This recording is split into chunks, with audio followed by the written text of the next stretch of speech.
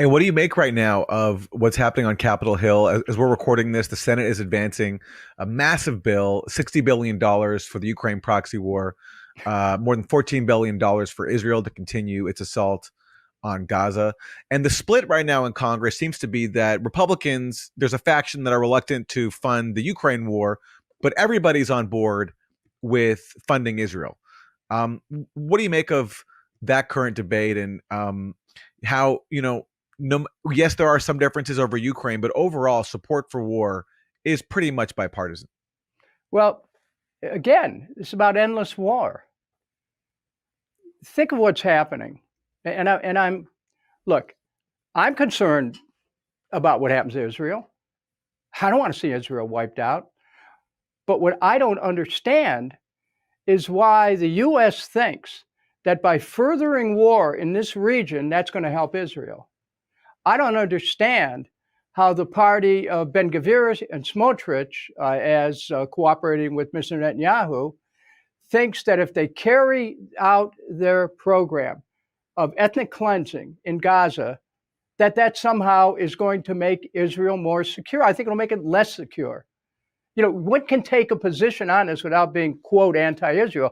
I'm not buying that for a second. I don't go along with any anti-Israel approach. But I will tell you this.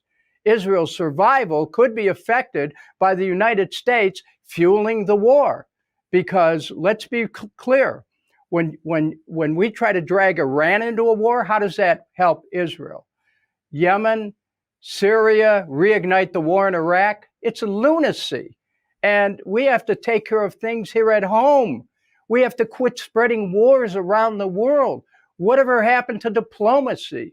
Whatever happened to the State Department? Why has the State Department just become an arm of the Pentagon? Why aren't we as a country trying to find ways of helping our brothers and sisters reconcile their differences without killing each other? And so this is something that, my voice in Congress will raise these issues in a way that is not polarizing, that is not saying, well, we got to get rid of this person and that person in this country. That's old thinking. That's lower limbic system conflicts. We have to consciously evolve as a nation and in our politics to recognize that human unity is the underlying truth of our existence, that we're all one, we're interdependent, we're interconnected, and the human genome theory says we're 99.9% made of the same stuff. Well, let me tell you something. It's about time that we called for a ceasefire.